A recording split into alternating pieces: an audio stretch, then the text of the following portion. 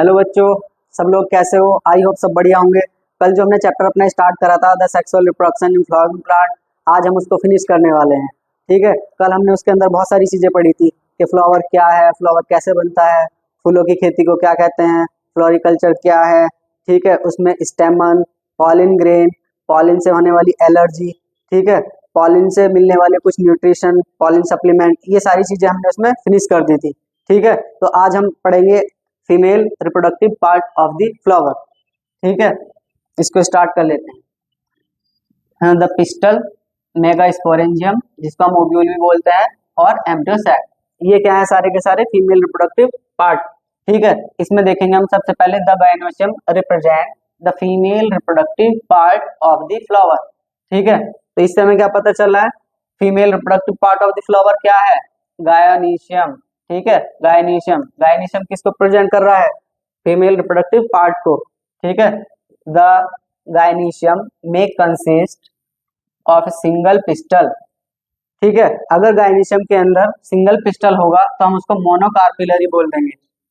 ठीक है, और में है मोर देन वन पिस्टल। ठीक है, अगर उसमें एक से ज्यादा पिस्टल होंगे तो उसको हम मल्टी कार्पिलरी बोल देंगे, मल्टी कार्पिलरी। ठीक है, when there are more than one the pistil में है बी फ्यूज। ठीक है, जब किसी पिस्टल के अंदर मल्टीपल पिस्टल होंगे तो क्या हो सकते हैं? फ्यूज भी हो सकते हैं, जिनको हम क्या बोल सकते हैं? सिनकार्पस। ठीक है, सिनकार्पस, और मे बी फ्री एपोकार्पस। जब भी मल्टीपल की कंडीशन में होंगे तो वो फ्री भी कंडीशन में हो सकते हैं, अगर फ्री कंडीशन में होंगे तो उनको हम क्या बोल देंगे? एपोकार्पस। ठीक है, ईच पिस्टल है थ्री पार्ट्स। ठीक है, यहाँ से तुम्हारा नीट में क्वेश्चन बनता है, इसको याद रखना है। ईच पिस्टल है थ्री पार्ट्स। ठीक है, पिस्टल के पास कितने पार्ट है? थ्री पार्ट्स हैं, the stigma, style and ovary. ठीक है, इसको देख लो, इसको यहाँ पे हम थोड़ा सा डायग्राम बना के समझ सकते हैं फीमेल रिप्रोडक्टिव पार्ट को। ठीक है, ये हमने एक पिस्टल का डायग्राम बना लिया है। ठीक है, इसको पिस्टल बोल सकते हैं या कार्पल बोल सकते हैं। ठीक है, या गायनीशियम। इसमें ये वाला जो पार्ट इसमें दिखाई दे रहा है, इसका फर्स्ट पार्ट, इसको हम क्या बोलते हैं? स्टिग्मा। क्या बोलते हैं इसको? स्टिग्मा। और ये इसका सेकंड पार्ट होता है, इसको बोलते हैं क्या? स्टाइल। और इसका ये बेसल बल्ज पार्ट, ठीक है, ये इसके बेस में है, और बल्ज, बल्ज मतलब थोड़ा फूला हुआ सा पार्ट, उभरा हुआ सा। ठीक है, इसको हम क्या बोल देते हैं? ओवेरी। तो हमने क्या देखा था? पिस्टल के तीन पार्ट होते हैं, और पिस्टल के तीन पार्ट कौन कौन से हो गए? Stigma, style and ovary. ठीक है, अब आगे देखो, the stigma serves as the landing platform for the pollen grains.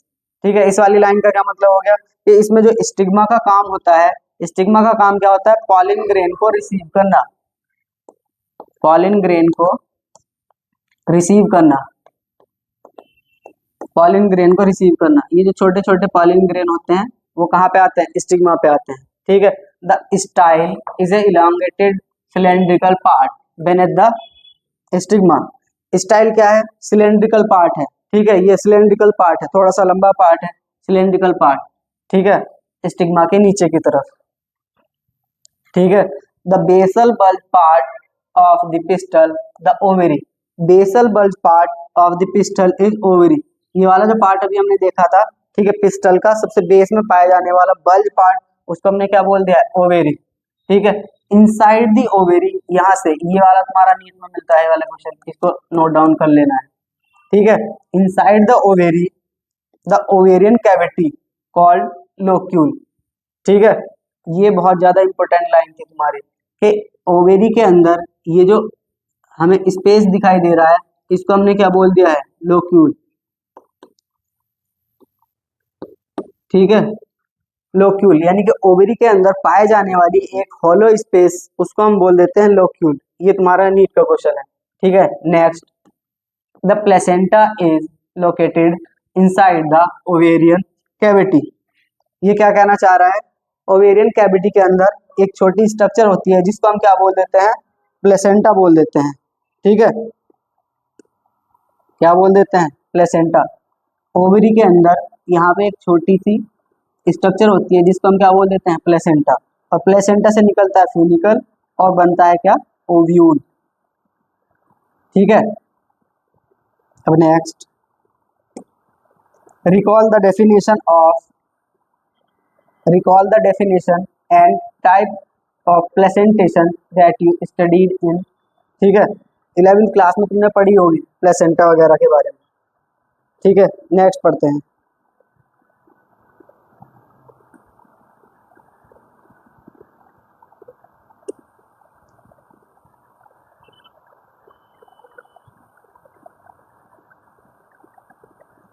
ठीक है, अभी हमने कुछ पढ़े थे कि हमारे पिस्टल या कार्पल, ठीक है, मोनोकार्पिलरी कंडीशन या मल्टी कार्पिलरी कंडीशन में हो सकते हैं।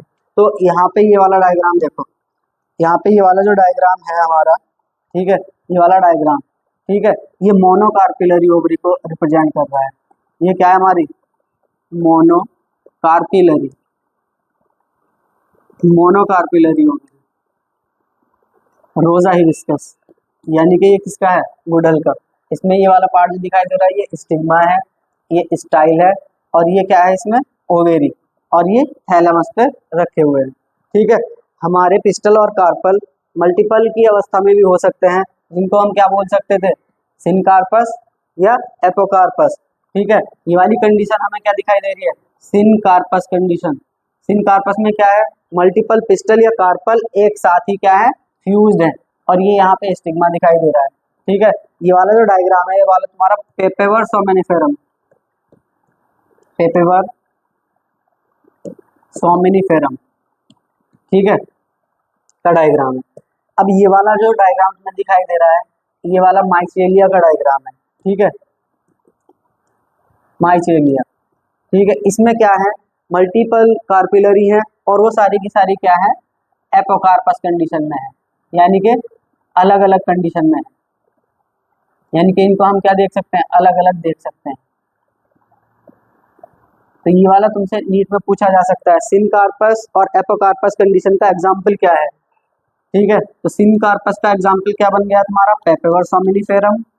ठीक है, और माइसेलिया तुम्हारा डायग्राम बन गया है किसका, एपोकार्पस ओवेरी का। ठीक है, अब नेक्स्ट आगे बढ़ते हैं।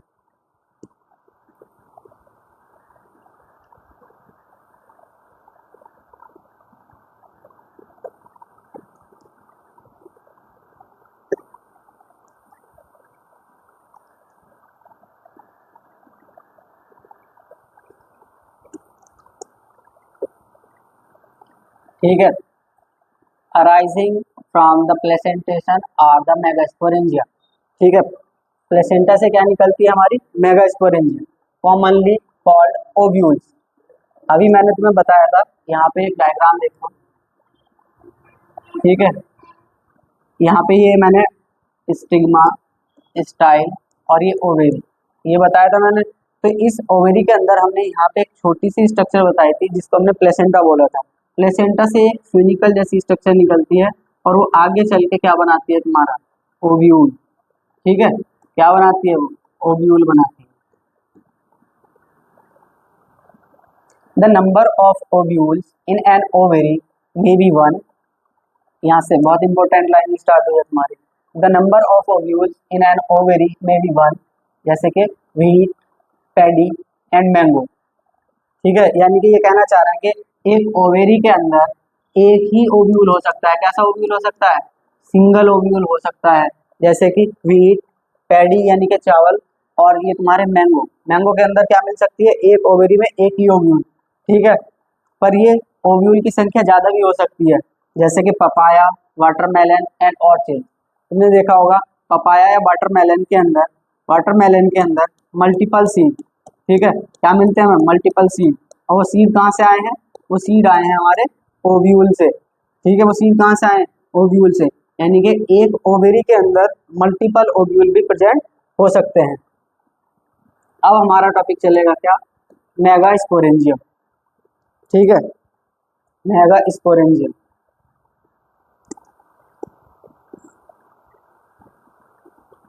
The ovule.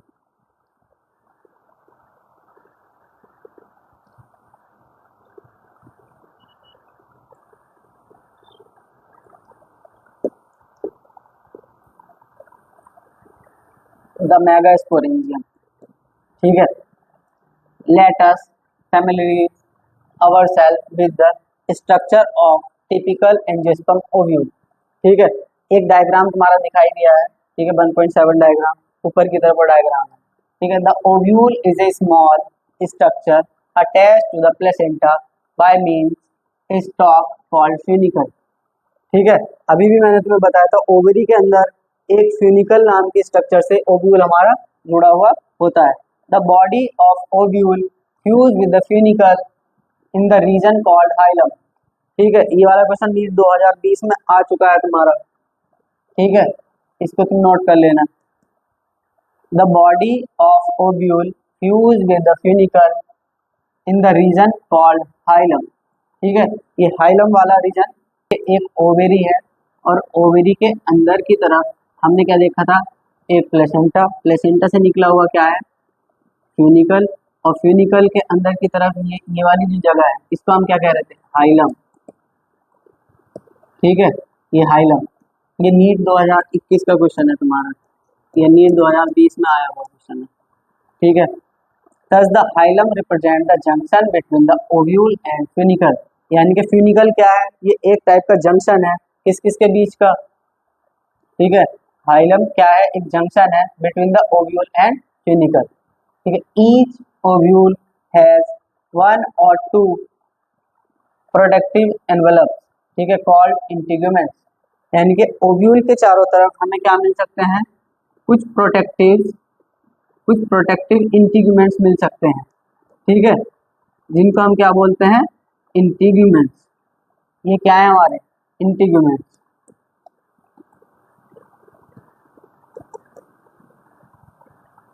Integuments encircle the nucellus except the tip of their small opening is called micropyle। यानी कि जो हमारे इंटीग्यूमेंट है ये कहीं ना कहीं पे क्या होते हैं, पूरी तरह से एनक्लोज नहीं होते, यहाँ पे एक छोटी सी ओपनिंग होती है जिसको हम क्या बोलते हैं, माइक्रोपाइल। इसको क्या बोल देते हैं, माइक्रोपाइल। ठीक है, opposite the micropylar end is the chalaza representing the basal part of the ovule. ठीक है, यानी कि माइक्रोपाइल के ऊपर की तरफ अपोजिट पार्ट पे जो रीजन होता है उसको हम चैलेंजल रीजन बोलते हैं।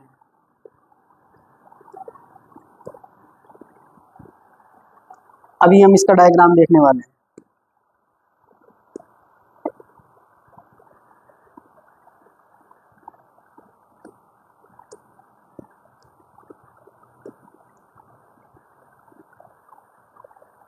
एक ओव्यूल का डायग्राम देखते हैं। ठीक है, यहाँ पे देखो, यहाँ पे इन्होंने क्या बता रखा है, ये बीचों बीच में देखो ये वाला जो डायग्राम दिखा रखा है,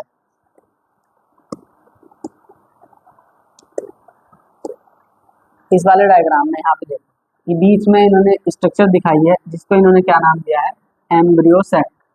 ठीक है, एम्ब्रियो सैक के चारों तरफ की जो सेल्स हैं इनको क्या नाम दिया है, न्यूसेलस की सेल्स, न्यूसेलस सेल्स। अब इस एम्ब्रियो सैक के चारों तरफ, ठीक है, दो लेयर पाई जाती हैं तुम्हारी। ठीक है, इन लेयर को क्या नाम दिया जाता है, इंटीग्यूमेंट, जो कि हमारे एम्ब्रियो सैक को क्या करती हैं, कवर करती हैं। ठीक है, इंटीग्यूमेंट हमारे दो होते हैं। ठीक है, एक इंटीग्यूमेंट हमारा आउटर इंटीग्यूमेंट होता है और एक हमारा इनर इंटीग्यूमेंट होता है। ठीक है, आउटर इंटीग्यूमेंट और एक क्या होता है हमारा इनर इंटीग्यूमेंट। हमारे जो इंटीग्यूमेंट है ये पूरी तरीके से इसको एनक्लोज नहीं करते, यहाँ पे एक छोटी सी ओपनिंग रह जाती है।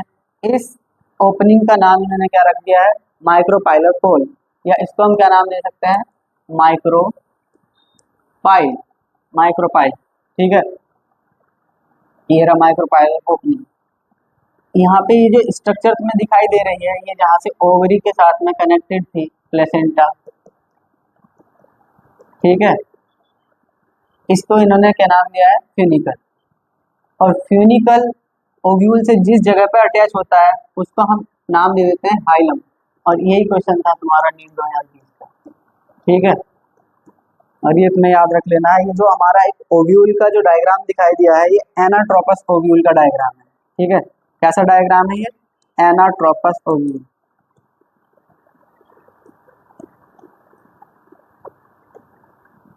और हमारे माइक्रोपाइलर एंड के जस्ट अपोजिट साइड क्या होता है, चैलेजल पोल या चैलेजल एंड। ये पूरा का पूरा डायग्राम हमारा एक ओव्यूल का डायग्राम था, ठीक है, स्ट्रक्चर ऑफ ओव्यूल, और ये एनाट्रोपस ओव्यूल है। चलो आगे देखते हैं।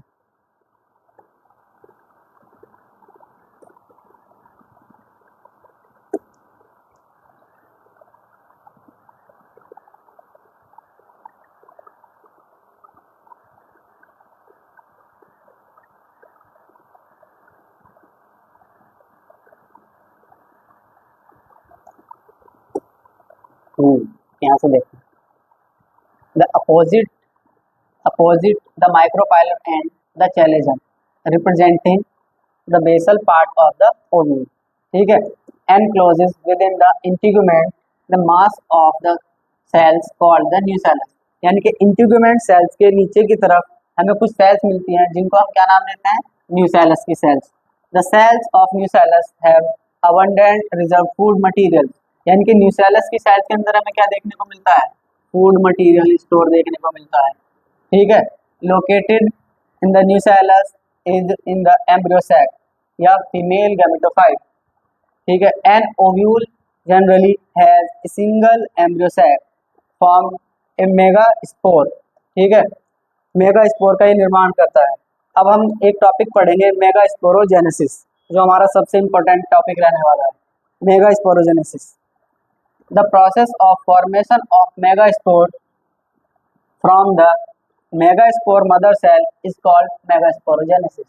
यानी कि मेगास्पोर मदर सेल से, ठीक है, मेगास्पोर का बनना मेगास्पोरोजेनेसिस कहलाता है, ठीक है। Ovule generally differentiate a single megaspore mother cell या MMC megaspore mother cell in the micropylar region. यानी कि माइक्रोपाइलर रीजन की तरफ हमारी कुछ सेल्स क्या बन जाती है, मेगास्पोर मदर सेल बन जाती है। नेक्स्ट आगे की तरफ देखते हैं।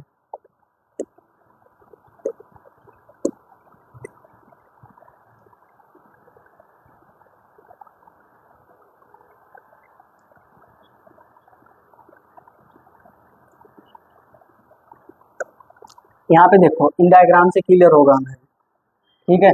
ये वाली जो कुछ सेल्स दिखाई दे रही है हमें, ये कुछ न्यूसेलस की सेल्स दिखाई दे रही हैं, और न्यूसेलस की सेल्स में से कुछ सेल्स अपने आप को डेवलप करके मेगास्पोर मदर सेल्स बना लेती हैं। और ये मेगास्पोर मदर सेल्स क्या करती हैं, अपने अंदर मियोसिस की प्रोसेस को स्टार्ट करती हैं, ठीक है, मियोसिस फर्स्ट। तो मियोसिस फर्स्ट के बाद ये सेल्स क्या हो जाती हैं, ठीक है, दो सेल में बन जाती हैं, जिनको हम क्या बोल देते हैं, मेगास्पोर डायाड, ठीक है, मेगास्पोर डायाड। अब ये फिर से इसमें एक और मियोसिस होता है, ठीक है, जिसको हम क्या बोलते हैं, मियोसिस सेकंड। अब मियोसिस सेकंड होने के बाद इसके अंदर क्या बन जाती है, चार सेल्स बन जाती हैं, 1 cell 2 cell 3 cell 4 cell.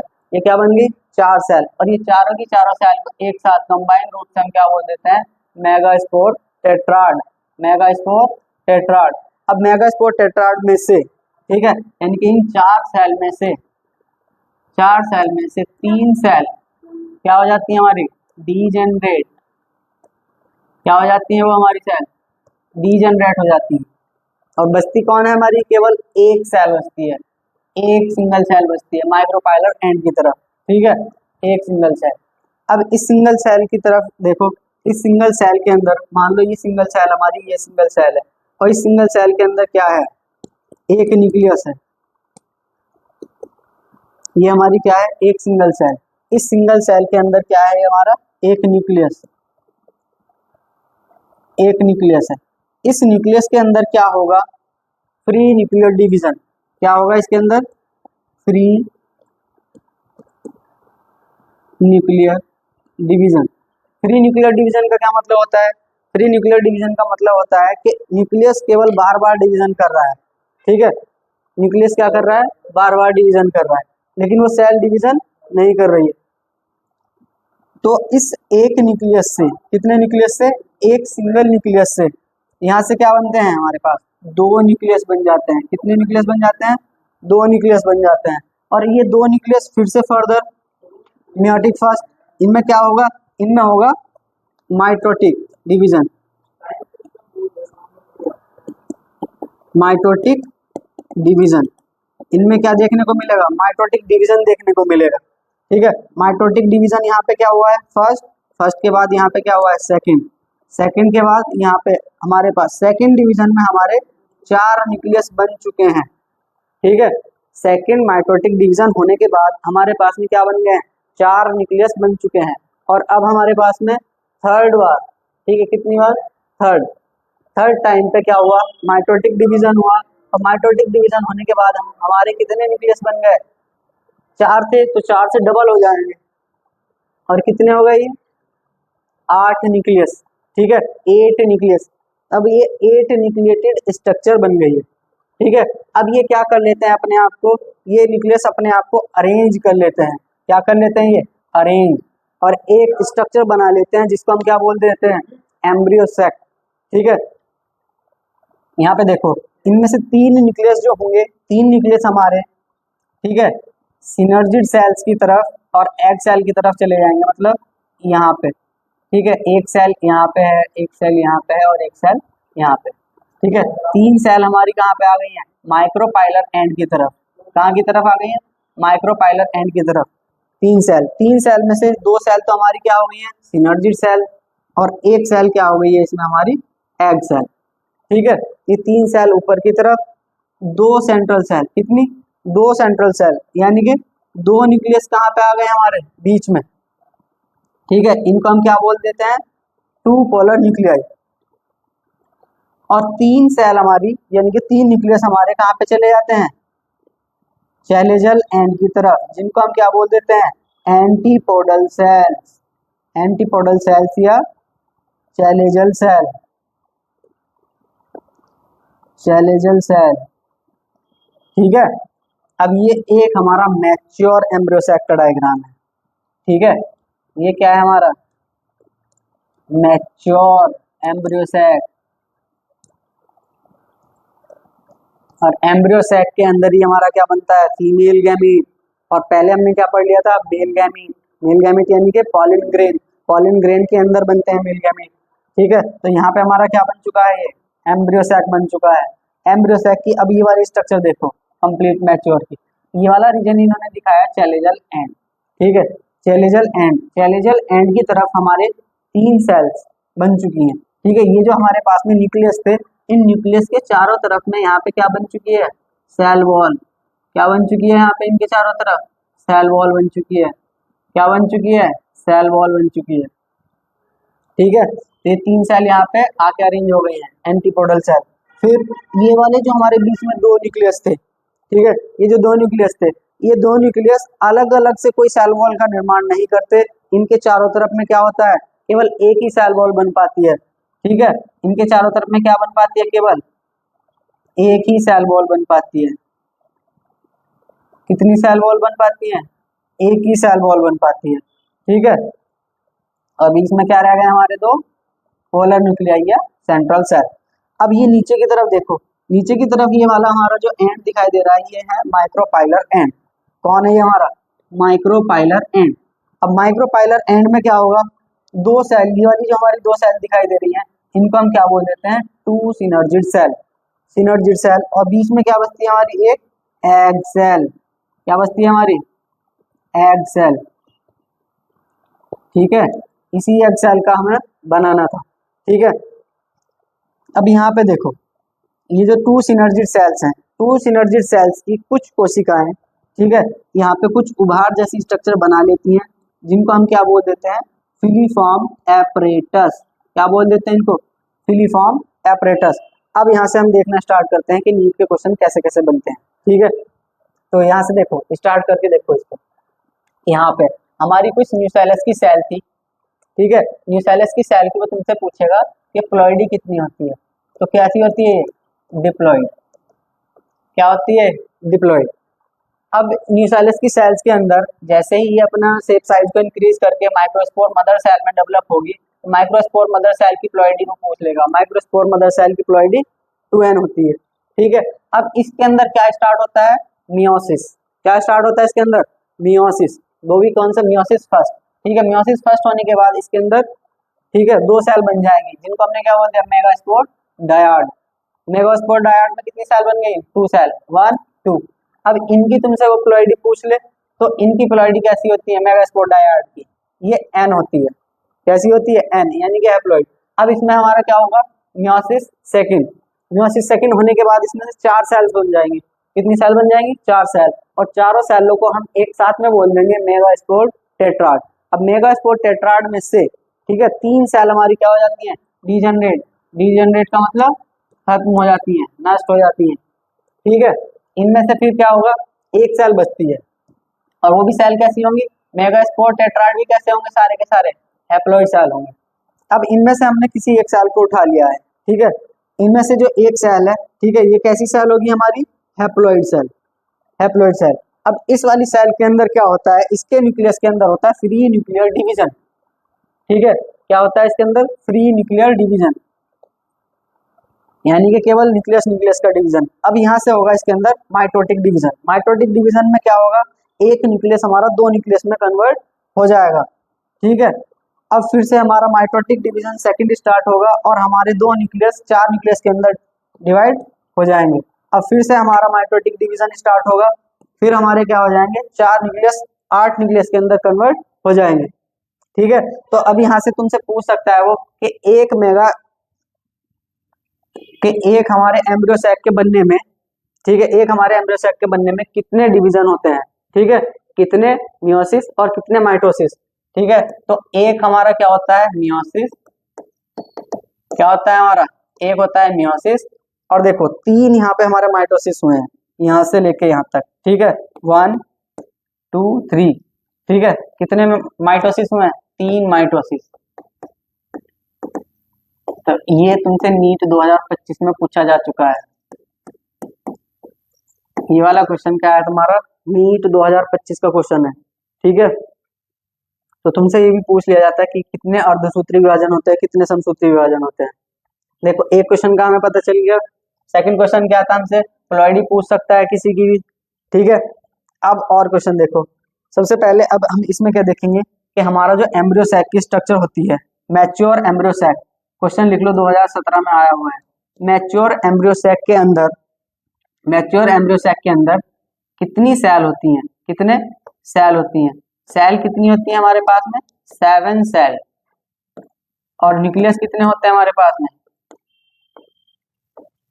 Nucleus कितने होते हैं हमारे पास में? 8 न्यूक्लियस। कितने होते हैं न्यूक्लियस? 8 न्यूक्लियस। ठीक है, ये इतना इंपॉर्टेंट क्वेश्चन है। ठीक है, इस पे 5 स्टार 7 स्टार जितने लगाने हैं लगा लो। ये क्वेश्चन लगभग लगभग रिपीट हो जाता है हर साल। ठीक है, यहाँ से तुमसे एक क्वेश्चन और नीट का, ठीक है, वो पूछ लेता है कि हमारे पास में जो फिलीफॉर्म एपरेटस है, हमारे पास में जो फिलीफॉर्म एपरेटस है, इसका फंक्शन क्या होता है? ठीक है, फिलीफॉर्म एपरेटस का जो फंक्शन होता है, वो फंक्शन होता है पॉलन ट्यूब को गाइड करना। ठीक है, पॉलन ट्यूब को गाइड करना। ठीक है, ये क्वेश्चन तुम्हारा नीट में आ चुका है। तो यहाँ से हमारे कई सारे क्वेश्चन क्लियर हो चुके हैं। अब हम आगे पढ़ते हैं।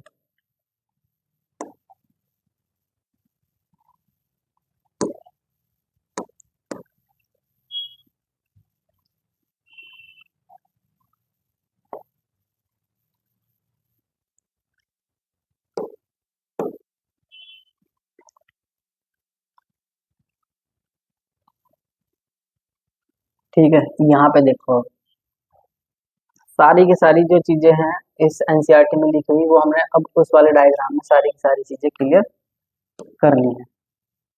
ठीक है, it is a large cells contained in cytoplasm and prominent nucleus. The MMC undergoes meiotic division, यानी कि वो मेगास्पोर मदर सेल की बात कर रहा है। यानी कि मेगास्पोर मदर सेल क्या करती है? meiotic division करती है। What is the importance of the MMC undergoes meiosis?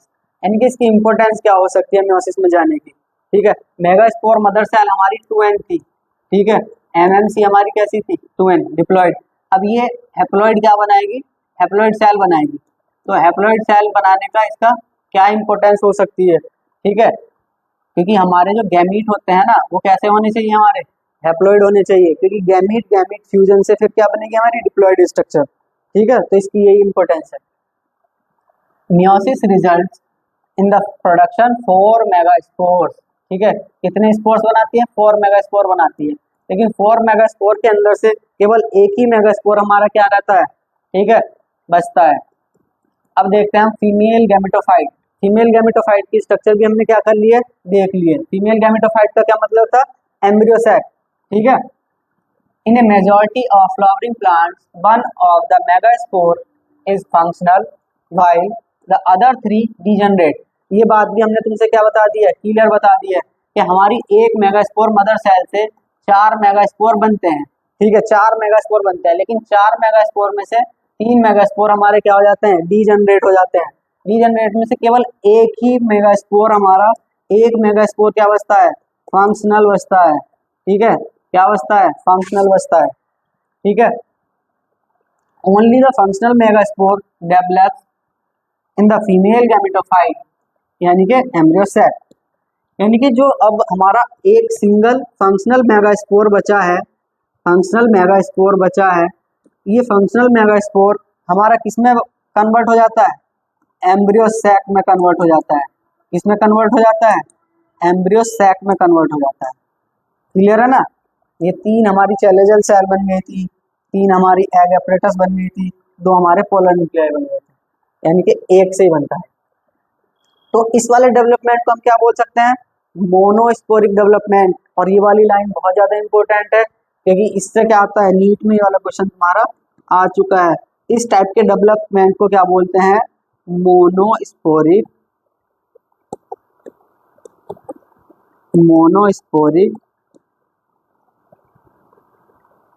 Development. ठीक है, मोनोस्पोरिक डेवलपमेंट का क्या मतलब हो गया? 4 मेगास्पोर बने, 4 मेगास्पोर में से 3 डीजनरेट, और 4 में से केवल एक ही मेगास्पोर से क्या बना है हमारा? एम्ब्रियो सैक बना है। ठीक है, तो इसको हमने क्या बोल दिया? Monosporic development. ठीक है, अब यहाँ पे देख लो, this method of embryo sac formation in a single megaspore terms monosporic development. ठीक है, अब यहाँ से क्वेश्चन पूछ लिया तुम्हारी एनसीईआरटी तुमसे, इसका जवाब देना। What will be the ploidy of the cells of nucellus. यानी कि तुमसे पूछना चाह रहा है न्यूसेलस की प्लॉइडी को, मैंने अभी तुमसे पीछे क्लियर करा दिया है। न्यूसेलस की प्लॉइडी क्या होगी? 2n होगी। ठीक है, diploid MMC। Megaspore mother cell की क्या प्लॉइडी होगी? बताएं जरा। कुछ लोग जो कमेंट में बताना चाहते हो कमेंट में लिख सकते हो। ठीक है, मेगास्पोर मदर सेल की, न्यूसेलस की, द फंक्शनल मेगास्पोर की प्लॉइडी बताएं। ठीक है, यही क्वेश्चन तुमसे नीट में पूछ लिया जाएगा। इन चारों की प्लॉइडी तुमसे देके वो पूछ लेगा कि कौन क्या होगा। ठीक है, फंक्शनल मेगास्पोर की जो प्लॉइडी होगी वो क्या होगी? हैप्लॉइड। यहाँ से ये हैप्लॉइड से ही आया है ये मेगास्पोर। ठीक है, the female gametophyte, female gametophyte भी हमारा कैसा होगा? वो भी हमारा हैप्लॉइड ही होगा। तो हमें सबकी क्या पता चल गई है? प्लॉइडी पता चल गई है। बहुत ज्यादा इंपॉर्टेंट था ये वाला पोर्शन यहाँ से। ठीक है, नीट में आना ही आना होता है, तो बहुत सारे क्वेश्चन पता चल गए। अब पढ़ते हैं नेक्स्ट।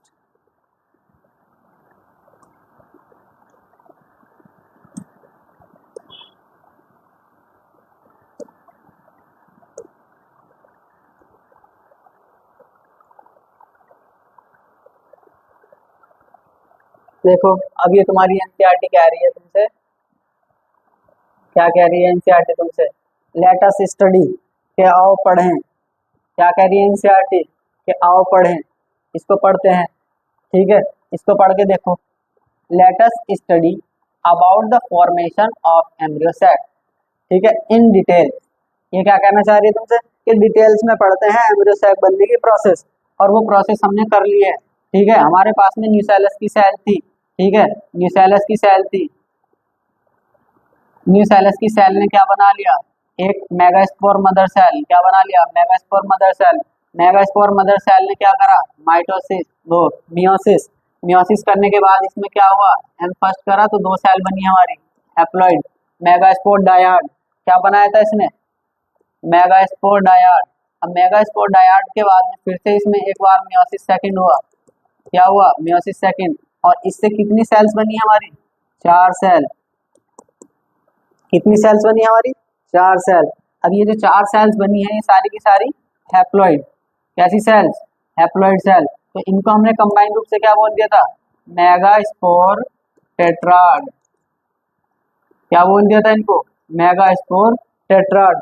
और इनमें से 3 हमारी क्या हो गई थी, नॉन फंक्शनल या डीजनरेट, और इनमें से केवल एक ही फंक्शनल बचती है। ठीक है, एक ही फंक्शनल बचती है, तो इसको हम क्या बोल देते हैं, फंक्शनल फंक्शनल मेगा स्पोर। इसको क्या बोल देते हैं हम, फंक्शनल मेगा स्पोर।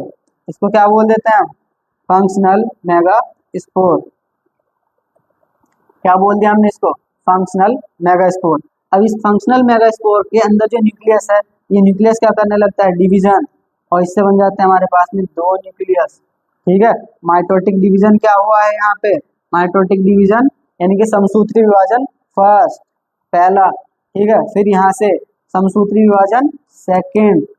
यहाँ से कितने न्यूक्लियस बन जाएंगे इसके अंदर, 4 न्यूक्लियस, इस तरह से। फिर इसी के आगे एक और स्ट्रक्चर बन जाएगी हमारी। ठीक है, इसमें क्या बन जाएंगे हमारे पास में 8 न्यूक्लियस, और 8 न्यूक्लियस में 3 अपने आप को ऊपर की तरफ, 3 नीचे, और 2 बीच में अरेंज कर लेंगे। ये सारी की सारी स्टडी हमने कर ली है। ठीक है, ये सब सब सब सब सब ठीक है, 4 nucleate, 8 nucleated structure, embryo sac. ठीक है, ये सारी की सारी स्ट्रक्चर हमने देख लिए। ठीक है, synergid cells, egg apparatus, 3 cell कहाँ पे आ गई है हमारी, ग्राउंडेड टुगेदर। ठीक है, माइक्रोपाइलर एंड। ठीक है, कॉन्स्टिट्यूट द एग apparatus, यानी कि माइक्रोपाइलर एंड की तरफ 3 सेल चली जाती हैं जो कि क्या बना लेती हैं, एग apparatus, जिनमें से एक क्या होती है, egg apparatus in turn consist the 2 synergid, जिसके अंदर क्या होती है, 2 सिनर्जिड होती हैं और एक एग सेल होती है। यानी कि ये सारी की सारी स्ट्रक्चर हमने पढ़ ली थी।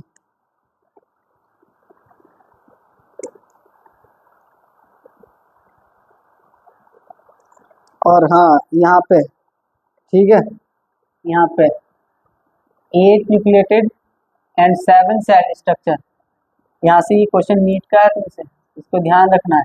ठीक है, एक typical angiospermic embryo sac at maturity. ठीक है, मैच्योरिटी पे एक एम्ब्रियो सैक में कितने न्यूक्लियस होते हैं, 8 न्यूक्लियस और 7 सेल। ठीक है, नीट का कई बार क्वेश्चन आ चुका है, इसको याद कर लेना। अब हमारा एक नया टॉपिक स्टार्ट होने वाला है, पॉलिनेशन।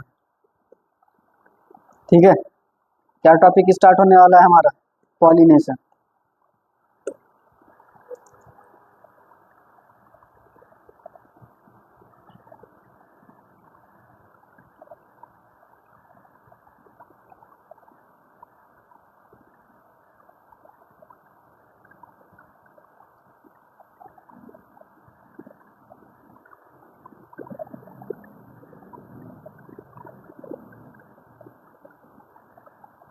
ठीक है, पॉलिनेशन।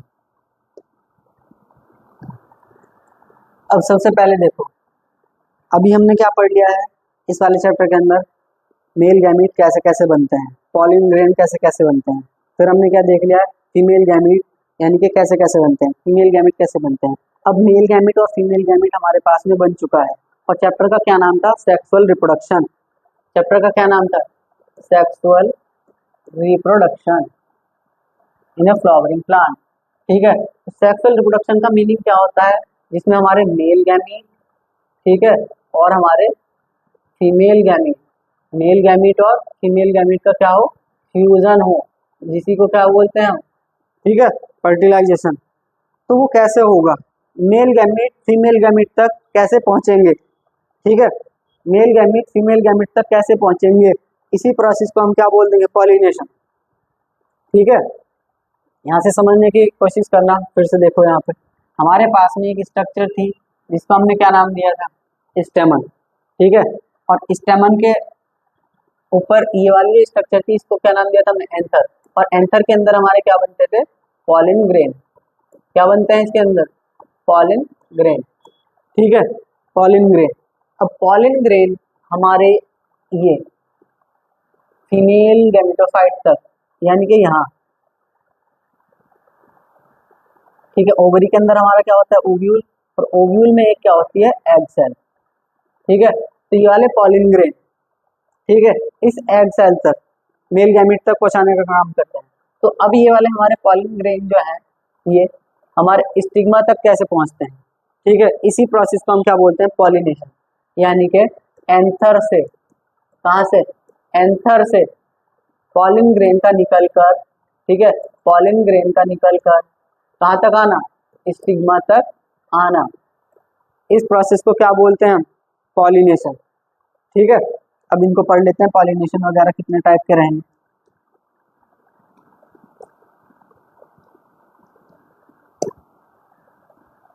ठीक है, in the preceding section you have learned that the male and female gametes in the flowering plants are produced in the pollen grain and embryo sac।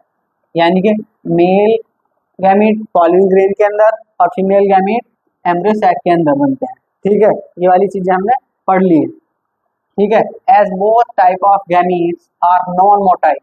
ठीक है, दोनों के गैमीट कैसे हैं, पॉलिन ग्रेन और ये हमारी एग सेल जो है दोनों नॉन मोटाइल है।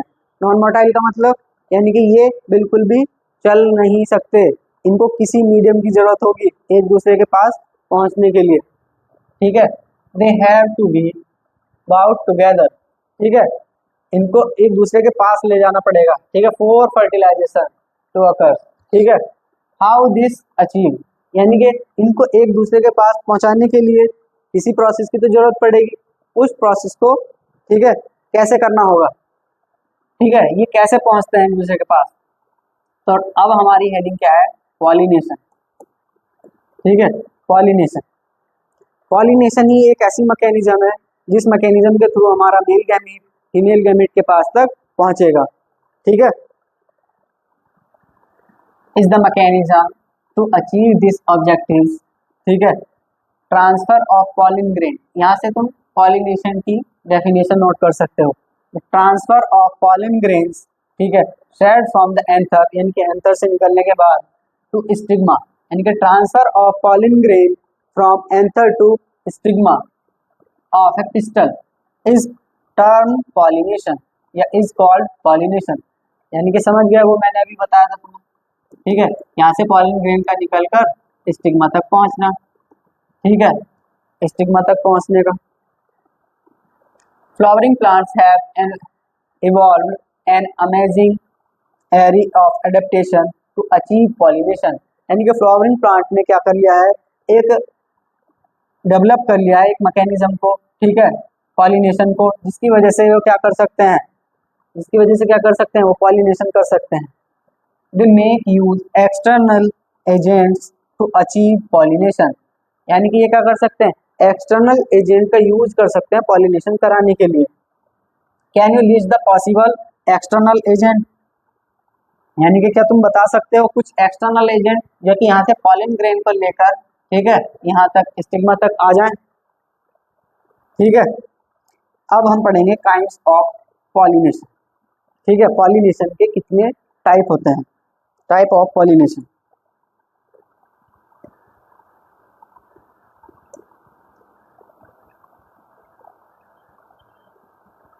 Type of pollination, type of pollination में देखो, depending on the source of pollen, pollination can be divide into 3 types. ठीक है, पॉलिनेशन के कितने टाइप बन जाएंगे, 3 टाइप्स बन जाएंगे। और यहाँ से नोट कर लेना, क्वेश्चन 2026 के अंदर आएगा ही आएगा। ठीक है, सबसे पहला टाइप क्या है हमारा, ऑटोगैमी। ठीक है, ऑटोगैमी, जिटनोगैमी और जीनोगैमी, ये 3 टाइप होते हैं पॉलिनेशन के। इनमें से सबसे पहला कौन सा होगा हमारा, ऑटोगैमी। ऑटो का मतलब क्या होता है, इससे पता कर चल के देखो। ठीक है, ऑटो का मतलब क्या होता है, स्वयं से, सेल्फ। ऑटो का मतलब सेल्फ, इस चीज को यहाँ पे समझ के देख लेते हैं। ठीक है, मान लो हमारे पास में कोई फ्लावर है। ठीक है, इस फ्लावर में हमारे स्टेमन वगैरह भी लगे हुए। ठीक है, स्टेमन वगैरह भी हमारे लगे हैं, और इसमें ये एंथर है और इन्होंने पॉलिन ग्रेन अपने बना लिए। और ये हमारा क्या है यहाँ पे, स्टिग्मा, और इसके अंदर क्या रखा हुआ है हमारा, ओव्यूल। यहाँ पे जो हमारे पॉलिन ग्रेन है वो स्टिग्मा तक आ चुके हैं। ठीक है, स्टिग्मा तक आ चुके हैं। इसी पॉलन ग्रेन मतलब इसी फ्लावर के पॉलन ग्रेन इसी फ्लावर के स्टिग्मा पर लैंड कर गए, ठीक है, यानी कि ट्रांसफर ऑफ पॉलन ग्रेन, ठीक है, of same flower to same stigma, ठीक है, सेम फ्लावर के स्टिग्मा से, ठीक है, या सेम फ्लावर के एंथर से पॉलन ग्रेन का निकलकर सेम फ्लावर के स्टिग्मा तक जाना, ठीक है।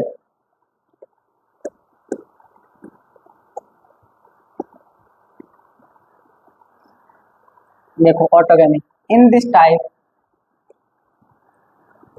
Type pollination achieve with in the same flower, ठीक है, सेम फ्लावर यानी कि वो फ्लावर हमारा कैसा होना चाहिए, bisexual flower. Transfer of pollen grain from the anther to stigma of the same flower, ठीक है, in a normal flower which opens and expose the anther and the stigma.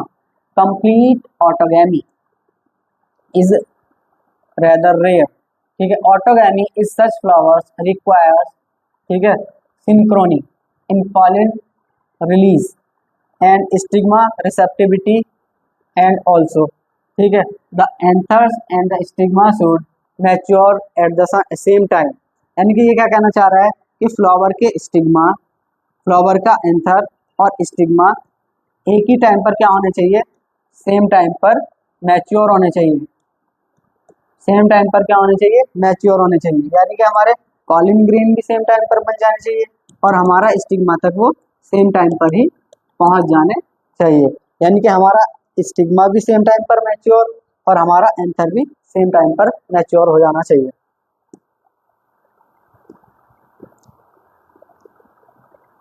ठीक है।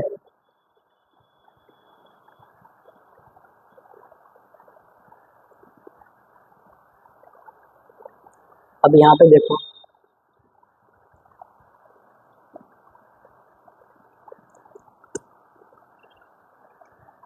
Is like to each other, और ये हमारे जो stigma और हमारे एंथर हैं ये एक दूसरे के क्या होने चाहिए, पास पास में सिचुएटेड होने चाहिए।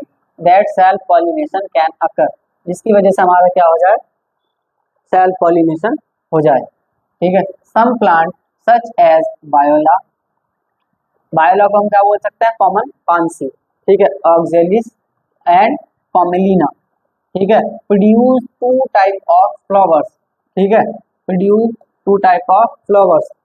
पहले पहले कौन सा टाइप, ठीक है, एक तो है चेस्मोगैमस और दूसरे हमारे क्या है, क्लिस्टोगैमस, ठीक है, क्लिस्टोगैमस। चेस्मोगैमस फ्लावर क्या होते हैं, चेस्मोगैमस फ्लावर का मतलब होता है ऐसे फ्लावर जो ओपन फ्लावर हो, ठीक है, जिनके एंथर और स्टिग्मा क्या हो, क्लोज, मतलब एंथर और स्टिग्मा क्या हो, ओपन हो, ठीक है। क्लिस्टोगैमस फ्लावर के अंदर, क्लिस्टोगैमस फ्लावर का मतलब क्या होता है, ऐसे फ्लावर जो कि क्लोज्ड हो, जो कि बंद हो, जिनके एंथर और स्टिग्मा क्या हो, बंद, ठीक है, क्लोज हो। ये वाला तुम्हारा नीट में पूछा जा चुका है, ठीक है। बायोला, ऑक्जेलिस और कॉमेलिना टू टाइप के फ्लावर बनाते हैं। पहला है चेस्मोगैमस और cleistogamous flower. Chasmogamous flower which are similar to flowers other species with exposed anthers and stigma, यानी कि इनके एंथर और स्टिग्मा क्या रहते हैं, एक्सपोज्ड रहते हैं। And cleistogamous flowers which do not open, जो कि ओपन नहीं होते, ठीक है। In such flower anthers and stigma lie close to each other, ठीक है। कुछ समझे, यहाँ पे हमारे जो क्लिस्टोगैमस फ्लावर होंगे, क्लिस्टोगैमस फ्लावर एक दूसरे, मतलब क्लिस्टोगैमस फ्लावर कभी ओपन नहीं होंगे, कैसे रहते हैं ये, क्लोज्ड। कैसे फ्लावर रहते हैं, क्लोज्ड फ्लावर। तो इसके अंदर जो हमारा स्टिग्मा होगा, इसके अंदर हमारा जो स्टिग्मा होगा और जो हमारे एंथर होंगे, ठीक है, वो भी क्या रहेंगे, क्लोज रहेंगे, एक दूसरे से बंद रहेंगे। तो जब इसके पॉलन ग्रेन यहाँ से गिरेंगे, जब इसके पॉलन ग्रेन यहाँ से गिरेंगे तो ये पॉलन ग्रेन इसी के स्टिग्मा पर गिर जाएंगे, यानी कि ये क्या कर लेगा, ऑटोगैमी कर लेगा या सेल्फ पॉलिनेशन कर लेगा। यानी कि क्लिस्टोगैमस इंश्योर करता है किसको, ऑटोगैमी को या सेल्फ पॉलिनेशन को, क्योंकि ये क्या है, क्लोज फ्लावर, ठीक है। वैन एंथर डाइस, जब हमारा एंथर यहाँ से फटता है, ठीक है, in the flower buds, flower की बर्ड्स के अंदर, ठीक है, pollen grains come in the contact with the stigma to effect pollination. ठीक है, ये इस चीज को क्या कर देता है, पॉलिनेशन करा देता है। और ये क्या है, थस, इसीलिए यहाँ से नीट में आया हुआ क्वेश्चन है, यहाँ पे नोट कर लेना। ठीक है, thus cleistogamous flowers are invariably autogamous, ठीक है, as there is no chance to cross pollination landing on the stigma. यानी कि क्लिस्टोगैमस फ्लावर क्या होते हैं हमारे, क्लिस्टोगैमस फ्लावर हमेशा हमारे कैसे होते हैं, ऑटोगैमस। क्लिस्टोगैमस फ्लावर कैसे रहेंगे हमारे, ऑटोगैमस फ्लावर रहेंगे, और ये हमेशा ऑटोगैमी करेंगे। ठीक है, ये कभी भी क्रॉस पॉलिनेशन नहीं कर सकते। और हाँ, यहाँ पे देखो, इनके पॉलिन ग्रेन यहाँ से स्टिग्मा तक जाने के लिए किसी एजेंट की जरूरत है क्या, नहीं, यहाँ से इनके पास स्टिग्मा तक जाने के लिए कोई भी एजेंट की जरूरत नहीं है, यानी कि बिना एजेंट के भी ऑटोगैमी कर लेते हैं। और देखो, इसके पॉलिन ग्रेन यहाँ पे स्टिग्मा पे जैसे ही इसका एंटर यहाँ से फटेगा तो पॉलिन ग्रेन यहाँ तक जाएंगे ही जाएंगे। अगर पॉलिन ग्रेन यहाँ तक जाएंगे ही जाएंगे तो फर्टिलाइजेशन होगा ही होगा। अगर फर्टिलाइजेशन होगा ही होगा तो सीड भी क्या होंगे, बनेंगे ही बनेंगे। यानी कि हमारे सीड बनने की प्रोसेस क्या रहेगी, बनेगी, मतलब हमारे सीड क्या होंगे, 100% बनेंगे। अब आगे पढ़ते हैं। ठीक है, cleistogamous flowers produce assured seed set even in the absence of the pollinators। ठीक है, ये वाली चीज मैंने तुम्हें बताई है, यानी कि इनमें क्या होता है, सीड तो 100% बनते ही बनते हैं, सीड हमारे 100% बनेंगे ही बनेंगे। ये वाली लाइन तुम्हारी नीट में आ चुकी है, ठीक है, नोट कर लेना।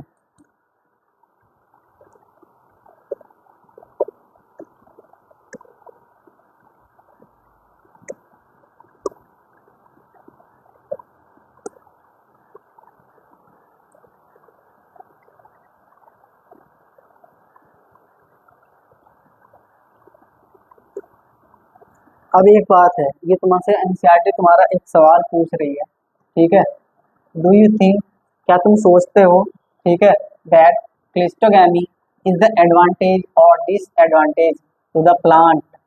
ठीक है, यानी कि क्लिस्टोगैमी जो है, यानी कि जो क्लोज्ड रहते हैं हमारे फ्लावर, ठीक है, ये प्लांट्स के लिए, ठीक है, एडवांटेज है या डिसएडवांटेज है, क्या आप बता सकते हो? अगर एडवांटेज है तो वो क्यों, और डिसएडवांटेज है तो वो क्यों? ठीक है, तो देखो, इसके एडवांटेज और डिसएडवांटेज दोनों ही हैं। वो कैसे, अगर हम इसके एडवांटेजेस की बात कर लें तो एडवांटेजेस क्या है इसके, कि हमारे प्लांट्स को, ठीक है, एक्सटर्नल एजेंट पर, ठीक है, डिपेंड होने की कोई ज़रूरत नहीं है। फ्लावर में एक्स्ट्रा नेक्टर बनाने की, एक्स्ट्रा एनर्जी लगाने की कोई ज़रूरत नहीं है। ठीक है, सेल्फ पॉलिनेशन होता ही होता है। ठीक है, सीड हमेशा बनते ही बनते हैं। ठीक है, तो ये वाले सारे के सारे क्या है, इसमें एडवांटेजेस हैं। लेकिन डिसएडवांटेजेस की बात क्या कर लें, डिसएडवांटेजेस की बात क्या कर लें, कि इनके अंदर हमेशा सेल्फ पॉलिनेशन होने से, ठीक है, इनब्रीडिंग डिप्रेशन आ जाता है, इनब्रीडिंग डिप्रेशन आ जाता है। ठीक है, कुछ समझ गए? डिसएडवांटेजेस का मतलब क्या था इसका, इनमें इनब्रीडिंग डिप्रेशन आ जाता है और वेरिएशन इनमें देखने को नहीं मिलेगा, वेरिएशन इनमें देखने को नहीं मिलता। ठीक है, अब हमारा पॉलिनेशन का सेकंड टाइप देखो। पॉलिनेशन का हमारा सेकंड टाइप जो होता है, पॉलिनेशन का सेकंड टाइप क्या है, पॉलिनेशन का सेकंड टाइप हमारा है जिटोनोगेमी। ठीक है, पर जिटोनोगेमी पढ़ने से पहले ये वाला एक छोटा सा डायग्राम आप देख लो, ये एनसीईआरटी के अंदर ही दिया हुआ है और ये शायद तुम लोग ध्यान ना देते हो। इसमें सबसे पहले देखो, ये वाला जो फ्लावर हमारा दिखाई दे रहा है, ठीक है, वायोला ऑक्जेलिस कोमेलिना। ठीक है, तो इसके अंदर यहाँ पे देखो, ये क्लिस्टोगैमस फ्लावर, ये यहाँ से ग्राउंड बना लीजिए, ये क्या है हमारा ग्राउंड, ये रूट की तरफ अंदर की तरफ लगे हुए हैं और ये बर्ड जैसी स्ट्रक्चर आपको दिखाई दे रही होंगी। ठीक है, ये बर्ड जैसी स्ट्रक्चर आपको दिखाई दे रही होंगी। तो यही हमारे क्लिस्टोगैमस फ्लावर थे।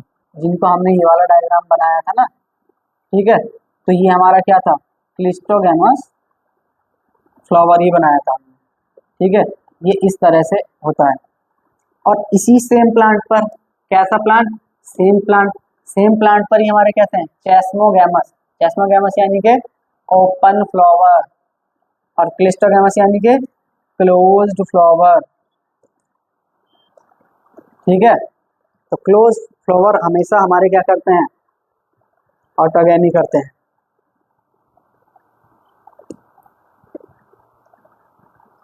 अब हमारा क्या होगा, सेकंड हमारा चलेगा जिटोनोगैमी, ठीक है। जिटोनोगैमी, जिटोनोगैमी का मतलब क्या होता है, transfer of pollen grains from the anther to the stigma of another flower of the same plant, ठीक है। इसका मतलब देखो समझो, यहाँ से अगर हम एक डायग्राम बना लें, ठीक है, यहाँ पे मान लो हमारा एक फ्लावर लगा हुआ है, यहाँ पे हमारा क्या फ्लावर लगा हुआ है, एक फ्लावर लगा हुआ है, और ये हमारा फीमेल फ्लावर है, ठीक है। और यहाँ से हम अपना एक सेकंड फ्लावर बना लें, ठीक है, यहाँ पे ये हमारा क्या है, मेल फ्लावर लगा हुआ है, ठीक है। लेकिन प्लांट कैसा है हमारा, प्लांट हमारा है सेम। तो सेम प्लांट के पॉलिन ग्रेन, सेम प्लांट के पॉलिन ग्रेन,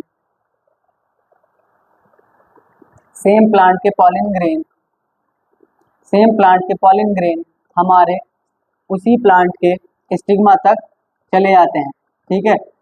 उसी उसी प्लांट के स्टिग्मा तक पॉलिन ग्रेन हमारे क्या हो जाते हैं, चले जाते हैं। इसको हम क्या बोल देते हैं, geitonogamy. Although geitonogamy is functionally cross pollination, ठीक है, involving in a pollinating agent, genetically is similar to autogamy since the pollen grain, ठीक है, come from the same plant, ठीक है।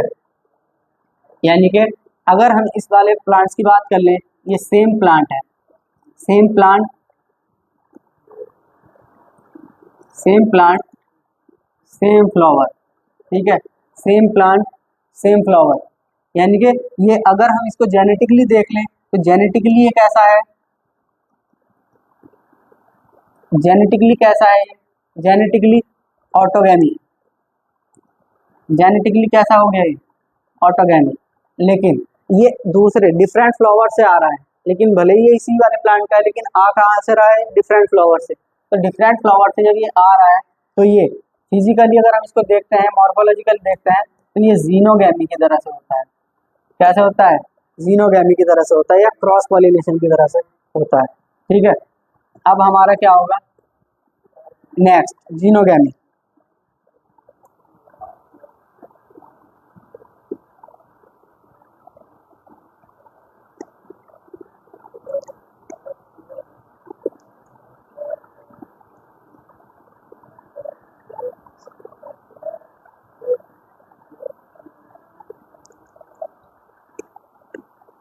ठीक है, जीनोगैमी, जीनोगैमी को हम क्या बोल सकते हैं, cross pollination.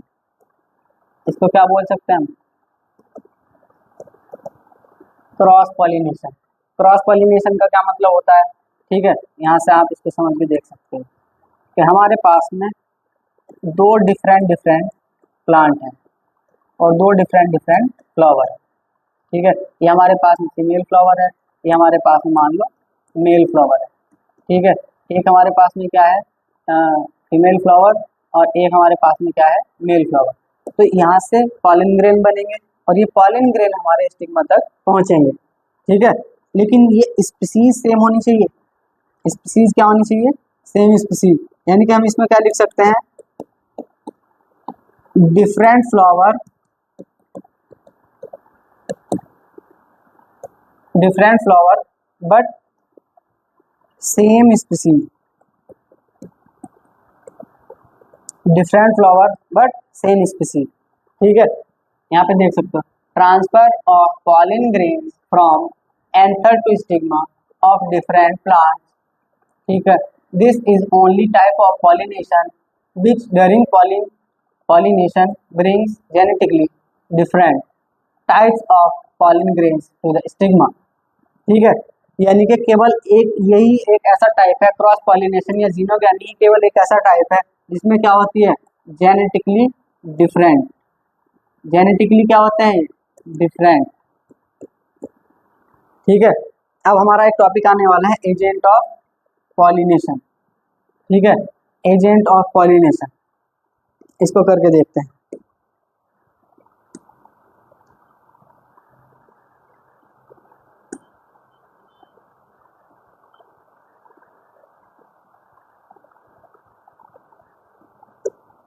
Agent of pollination का क्या मतलब होता है?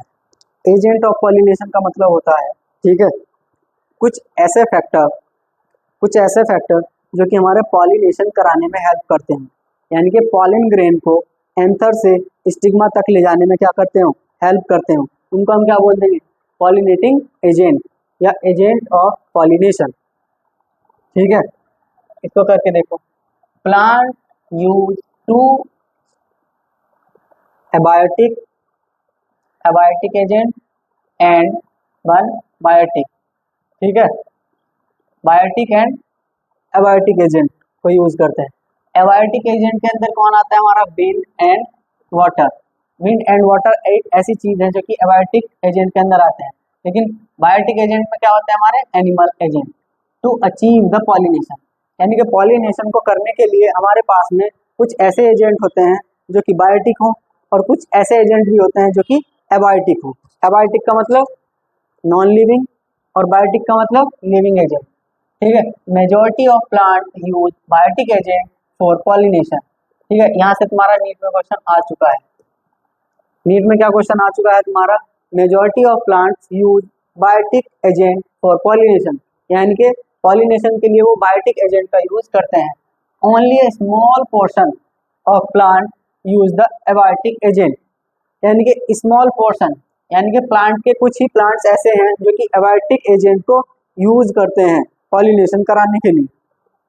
ठीक है, pollen grains come in the contact with the stigma to change factor in both wind and water, यानी कि ये क्या कहना चाह रहा है, एबायोटिक एजेंट के जो विंड और वाटर वाले जो एजेंट हैं, ठीक है, इनसे पॉलिन ग्रेन रियरली चांस ऐसे होते हैं कि वो सही टाइम पे वो वहां पे पहुंचे। ठीक है, चांस फैक्टर की बात है। ठीक है, pollination the compensate for this uncertainty the associated loss of pollen grains, the flowers produce innumerous amount of pollen when compared to the number of ovules available for pollination, यानी कि ये क्या कहना चाह रहा है, विंड और वाटर या हम कह सकते हैं एबायोटिक एजेंट से जो पॉलिनेशन होता है, ये पॉलिनेशन जो प्लांट होंगे, ठीक है, वो क्या करते हैं, पॉलिन ग्रेन्स बहुत ज्यादा नंबर में, क्या बहुत ज्यादा नंबर में बनाते हैं, प्रोड्यूस करते हैं, जबकि ओव्यूल्स क्या रहते हैं इनमें, ओव्यूल्स क्या रहते हैं इनमें, ओव्यूल्स कम। ठीक है, ओव्यूल्स के मुकाबले, ठीक है, यानी कि हम कह सकते हैं मेल गैमेट ज्यादा बनते हैं फीमेल गैमेट के मुकाबले। ठीक है, एबायोटिक एजेंट से होने वाले पॉलिनेशन में।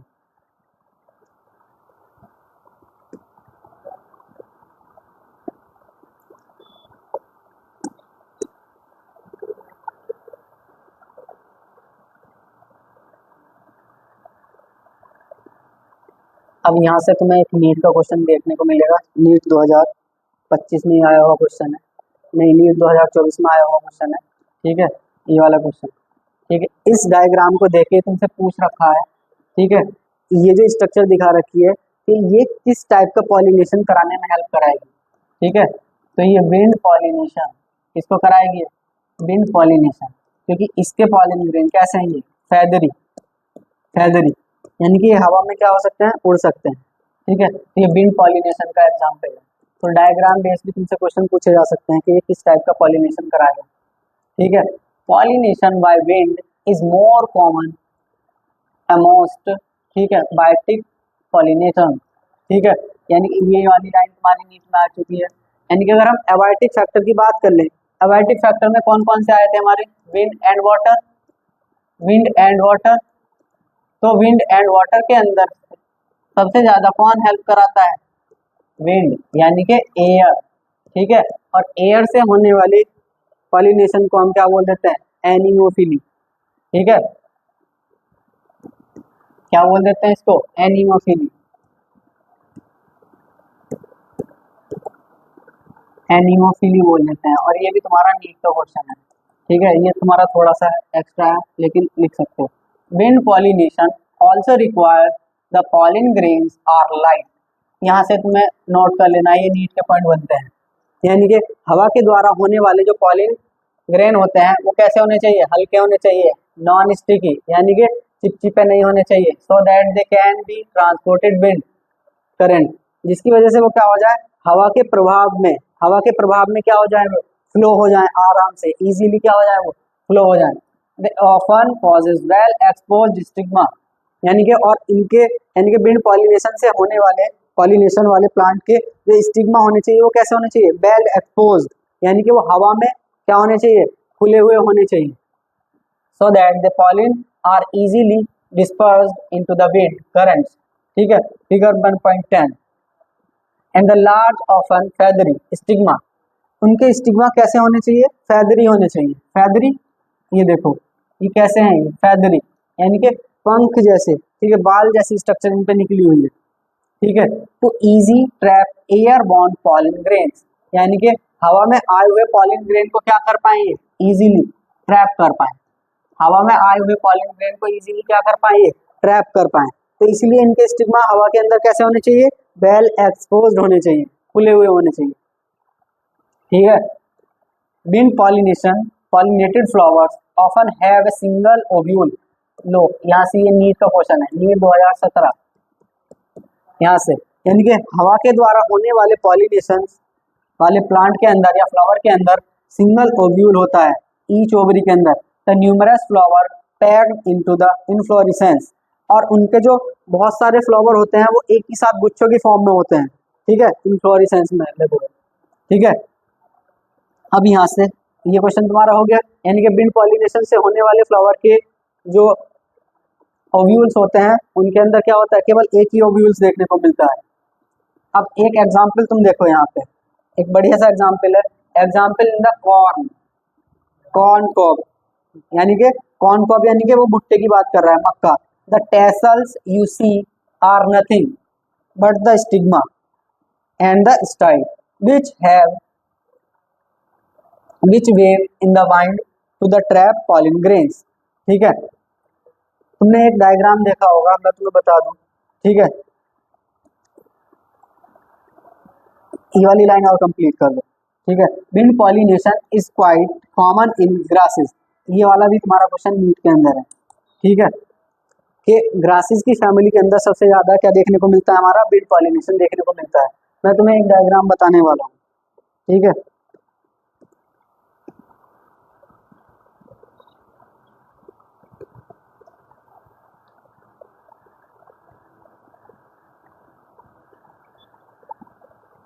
हाँ, यहाँ पे हम थोड़ी सी जगह बना लें अपनी, ठीक है, यहाँ पे हमने थोड़ी सी जगह बना ली, यहाँ पे देखो, ठीक, यहाँ पे हम इसको क्या कर देते हैं, पूरा साफ कर देते हैं, और हम लेंगे अपना ग्रीन पेन, ठीक है। देखो अब हम बनाने वाले हैं क्या, ध्यान से देखो,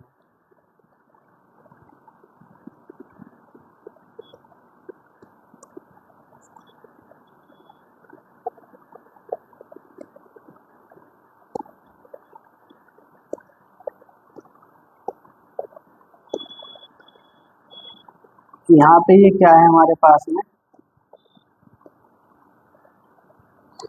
एक मेज, मक्का, ठीक है, ये हमारे पास में एक मक्का का प्लांट है, और इसमें ये लग रहा है हमारे पास में, ठीक है। यहाँ पे हमारा क्या लगा हुआ है, भुट्टा, क्या लगा हुआ है यहाँ पे हमारे कॉर्न को भुट्टा लगा हुआ है, ठीक है। यहाँ यहाँ पे हम इसके क्या बना लेते हैं, ये इसमें कुछ हेयर जैसी स्ट्रक्चर बना लेते हैं, ठीक है। तुमने ये वाली स्ट्रक्चर देखी होगी, ठीक है। ये यहाँ पे हमारे जो होता है ये मेल फ्लावर होता है, ठीक है। ये हमारा क्या होता है, मेल फ्लावर। और मेल फ्लावर से पॉलिन ग्रेन, मेल फ्लावर से पॉलिन ग्रेन हमारे हवा में क्या आ जाते हैं, रिलीज हो जाते हैं, ठीक है। हवा में क्या हो जाते हैं, रिलीज हो जाते हैं, ठीक है। तो ये वाली जो बाल जैसी स्ट्रक्चर जो तुम्हें दिखाई देती है, ठीक है, तुमने नाम सुना होगा गाँव में, ठीक है। ये बाल जैसी जो स्ट्रक्चर दिखाई देती है ये कुछ नहीं है, ये क्या है, ये स्टिग्मा और स्टाइल है। क्या है ये, स्टिग्मा है। क्या है ये, स्टिग्मा, जिसको तुमने क्या नाम दिया है, टेसल, ठीक है। क्या नाम दिया है इनको, क्या नाम दिया है इनको, टेसल्स का नाम दिया है, ठीक है। टेसल का नाम दिया है। तो ये क्या है, हवा में बेल एक्सपोज रहते हैं और ये क्या कर लेते हैं, ये पॉलन ग्रेन को ट्रैप कर लेते हैं, ठीक है। अब तुम्हें एक चीज दिखाई दे रही होगी, ये मेल फ्लावर है यहाँ पे और ये हमारा फीमेल फ्लावर है, ठीक है, फीमेल फ्लावर है। तो एक ही प्लांट है, एक ही प्लांट है, सेम प्लांट है, लेकिन पॉलिन ग्रेन हमारे कहाँ से आ रहे हैं, डिफरेंट डिफरेंट फ्लावर से आ रहे हैं। तो ये क्या होगा हमारा, ठीक है, ये किस टाइप का पॉलिनेशन होगा, ये हमारा जिटोनोगेमी का एग्जाम्पल होगा। कैसा होगा एग्जाम्पल, जिटोनोगेमी का, ठीक है। तो यहाँ से पॉलिन ग्रेन हमारे कहाँ पे पहुंच गए, इन टेसल्स के पास। अब जैसे ही हमारे ये वाले टेसल्स ने इनके पॉलिन ग्रेन को क्या करा, ठीक है, ट्रैप करा, तो अब हमारे इसमें फर्टिलाइजेशन हो जाएगा और हमारे भुट्टे के अंदर, ठीक है, दाने बन जाएंगे। अब तुमसे एक क्वेश्चन है, ठीक है, कमेंट में बताना जिसकी याद हो, अगर हम क्या हो अगर हम इनके इस टेसल्स को, इनके इस टेसल्स को, इनके इस टेसल्स को क्या कर दें, यहाँ से रिमूव कर दें, इनको क्या कर दें, रिमूव कर दें या कट कर दें, तो क्या होगा। इसका आंसर जिसको अगर पता हो वो कमेंट में बताए, उसको हमारी तरफ से कुछ ना कुछ गिफ्ट दे दिया जाएगा, अगर कोई इसका आंसर मुझे बताएगा कमेंट में, ठीक है। तो इसका आंसर बताना, ठीक है। अब पढ़ते हैं हम नेक्स्ट,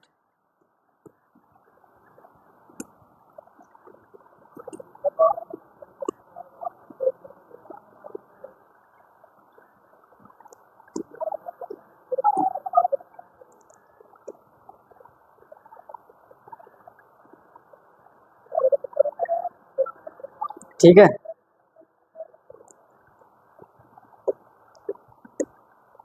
ये वाली चीजें हमने देख ली थी। Wind pollination is quite common in grasses, ये नीट के अंदर तुम्हारा आ चुका था।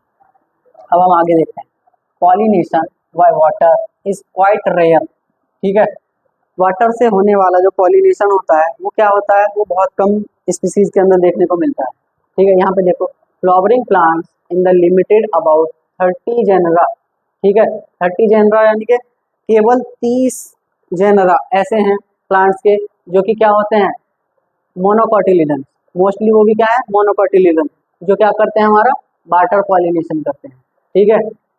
As against this, you would recall that water is regular mode of transport of the male gametes among the lower plants group such as algae, Bryophyta, Pteridophyta, ठीक है। यानी कि algae, Bryophyta और Pteridophyta के अंदर ये most commonly देखा जाता है। It is believed, particularly for the some bryophytes and pteridophytes, that their distribution limited because the need for water for the transport of male gametes and fertilization, ठीक है। अब तुम्हें पता चल गया होगा कि एल्गी, ब्रायोफाइटा और ये जो हमारे टेरिडोफाइटा होते हैं, इनका डिस्ट्रीब्यूशन, ठीक है, एक कॉमन यानी कि एक लिमिटेड ही एरिया तक ही होता है, एक लिमिटेड एरिया तक ही होता है, उसको हम क्या बोल देते हैं, यानी कि क्योंकि जिसकी वजह से क्या करते हैं, ये वाटर पॉलिनेशन करते हैं, यानी कि वाटर पॉलिनेशन की वजह से इनका डिस्ट्रीब्यूशन क्या है, इनका डिस्ट्रीब्यूशन क्या है, एक लिमिटेड एरिया तक ही है। यानी कि एल्गी, ब्रायोफाइटा और टेरिडोफाइटा का डिस्ट्रीब्यूशन इस अर्थ पर लिमिटेड एरिया तक ही क्यों है, वो क्यों है, क्योंकि ये वाटर पॉलिनेशन करते हैं, ठीक है, इनके मेल गैमेट को ट्रांसफर होने के लिए, फर्टिलाइजेशन होने के लिए वाटर की रिक्वायरमेंट होती है। ठीक है, अब यहाँ से तुम्हारा बहुत इंपॉर्टेंट पोर्शन शुरू होने वाला है फिर से।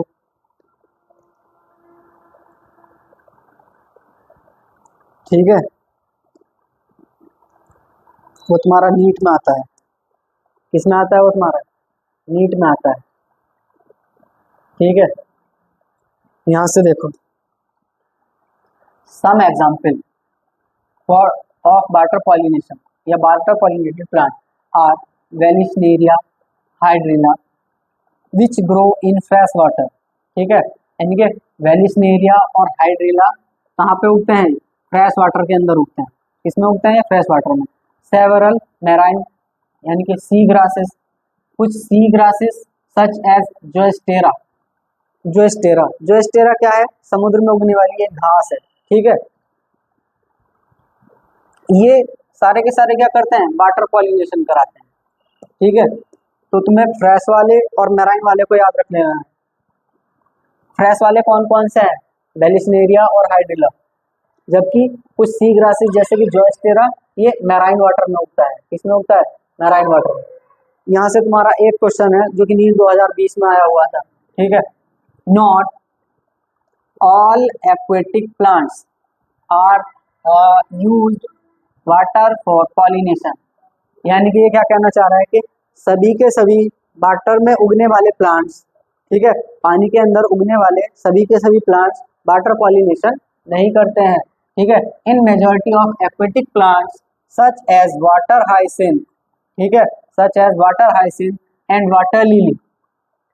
Water hyacinth and water lily पानी में उगने के बाद भी, वाटर हाइसिंथ और वाटर लिली पानी में उगने के बाद भी ये वाटर से पॉलिनेशन ही नहीं करते। ठीक है, ये तुम्हारा नीट 2020 का क्वेश्चन है। ठीक है, ये पूछा जा सकता है। The flowers emerge above the level of water and rare pollinated are pollinated by insect और विंड। ठीक है, यानी कि इनके जो फ्लावर्स हैं वो क्या होते हैं? पानी की सतह से ऊपर की तरफ होते हैं। तो ये क्या कर सकते हैं? इंसेक्ट से और विंड से पॉलिनेशन कर सकते हैं। In most of lands plants, जैसे कि जमीन पर उगने वाले प्लांट्स के अंदर देखने को मिलता है। अब यहाँ से बहुत इंपॉर्टेंट पोर्शन तुम्हारा स्टार्ट होता है। ठीक है, in Vallisneria in female flower reaches the surface of water, ठीक है, by the long stalk and the male flowers और pollen grains are released onto the surface of water. They are carried passively by water current. यानी कि इसमें तुम्हें देखो एक चीज समझने को मिलती है यहाँ पे कि वेलिस्नेरिया जो है, हमारा जो वेलिस्नेरिया है, ऐसा समझ लो ये वाटर की सरफेस है। वाटर की सरफेस पर ये वेलिस्नेरिया के यहाँ पे हमारे क्या आ जाते हैं? स्टिग्मा आ जाते हैं, और यहाँ से हमारे पॉलन ग्रेन क्या कर दिए जाएंगे? रिलीज कर दिए जाएंगे, वो भी वाटर की सरफेस पे। तो हमारे वाटर की सरफेस पे होते हुए हमारे पॉलन ग्रेन स्टिग्मा तक पहुंच जाएंगे। ठीक है, इसको एक ट्रिक से तुम याद रख सकते हो। ठीक है, ये जो लड़कियां होती हैं, ठीक है, ये क्या पहनती हैं? वैली, पैरों में क्या पहनती हैं? वैलियां। ठीक है, और जैसे कि ये रिया है, रिया है, रिया रिया कौन हो सकती है? रिया एक लड़की है। ठीक है, और लड़की क्या पहनती है? वैली पहनती है। तो वैली जो होती है बहुत हल्की नाव टाइप की होती हैं। ठीक है, तो पानी पे क्या कर सकती हैं? फ्लोट कर सकती हैं। तो यानी कि अब तुम याद रख सकते हो कि वेलिस्नेरिया जो है वो वाटर सरफेस पर, इस पर वाटर सरफेस पर, वाटर सरफेस पर पॉलिनेशन करता है। ठीक है, वाटर सरफेस पर पॉलिनेशन करता है। Some then eventually reaches the female flowers and these stigmas. ठीक है, and the another groups of water pollinated plants such as sea grasses, female flowers remain submerged in the water and the pollen grains are released. Pollen grains are released inside the water. ठीक है, यहाँ से अभी पढ़ते हैं आगे, इसको erase कर लो।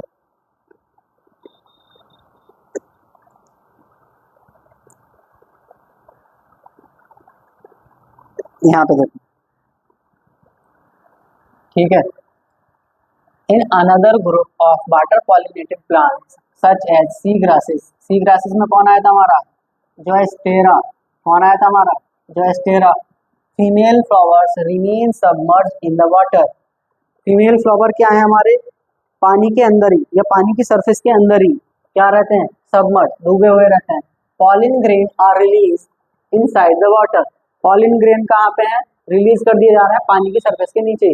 Pollen grain is many such is species are long, यानी कि इनके जो पॉलिन ग्रेन जो होते हैं, वाटर पॉलिनेटेड प्लांट के जो पॉलिन ग्रेन होते हैं वो क्या होते हैं, लॉन्ग होते हैं, रिबन लाइक होते हैं, ठीक है। And they are carried passively inside the water, और वो पानी के अंदर की सतह पे क्या रहते हैं, इनसाइड, पानी की सतह पर तैरते, पानी के अंदर की तरफ तैरते रहते हैं। Some of term reaches the stigma to achieve the pollination, ठीक है। In the most of water pollinated species pollen grains are protected from wetting, ठीक है, बाय द म्यूसिलेजिनस कवरिंग। ये क्वेश्चन तुम्हारा नीट का है, ठीक है। यानी कि वाटर पॉलिनेशन वाले प्लांट की स्पीसीज के जो पॉलिन ग्रेन होते हैं, उनके जो पॉलिन ग्रेन होते हैं उन पर एक वैक्स लेयर की टाइप की म्यूसिलेजिनस कवरिंग मिलती है, जिसकी वजह से वो भीगते नहीं है, ठीक है, भीग कर खराब ना हो जाए। यहाँ से देखो, both wind and water pollinated flowers are not very colourful and not produce nectar. ये वाली लाइन तुम्हारी नीट में पूछी जा चुकी है, यानी कि हम कह सकते हैं एबायोटिक एजेंट, एबायोटिक एजेंट से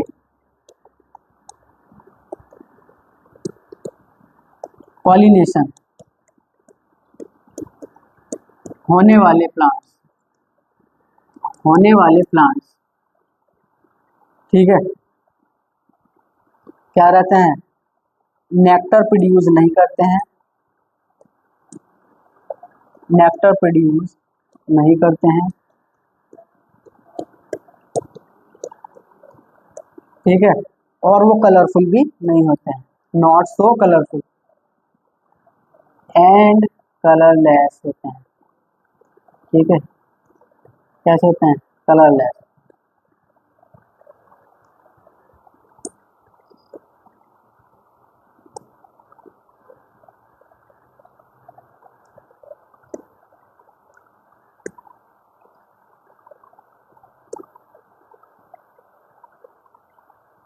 ठीक है,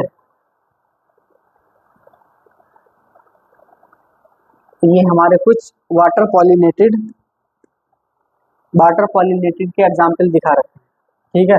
ये हमारे क्या दिखा रखे हैं, मेल फ्लावर्स, ठीक है। ये हमारा क्या दिखा रखा है, फीमेल फ्लावर्स, ठीक है। ये हमारी क्या है, वाटर की सरफेस, क्या है, वाटर की सरफेस, और ये उसका स्टिग्मा का डायग्राम, ये क्या है, स्टिग्मा, और यहाँ से हमारे क्या रिलीज कर दिए जाएंगे, पॉलिन ग्रेन्स, ठीक है। ये हमारा फीमेल फ्लावर है, ठीक है, और ये हमारे फ्लावर की क्या दिखाई दे रही है, स्टिग्मा। मेल फ्लावर यहाँ से क्या बना के छोड़ देगा, अपने छोटे छोटे छोटे छोटे छोटे छोटे पॉलिन ग्रेन, और वो पॉलिन ग्रेन वाटर की सरफेस पर आ जाएंगे, वाटर की सरफेस पर आकर वो हमारे स्टिग्मा पर क्या लैंड कर जाएंगे, ठीक है।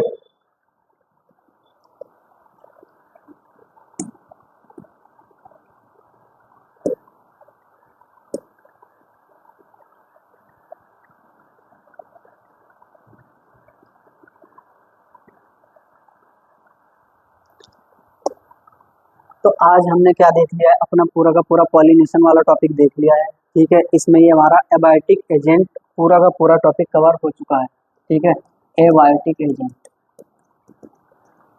ठीक है, एबायोटिक एजेंट से होने वाला पॉलिनेशन, ठीक है। बाकी कवर करेंगे हम नेक्स्ट क्लास के अंदर। यहाँ से शुरू होगा हमारा बायोटिक एजेंट,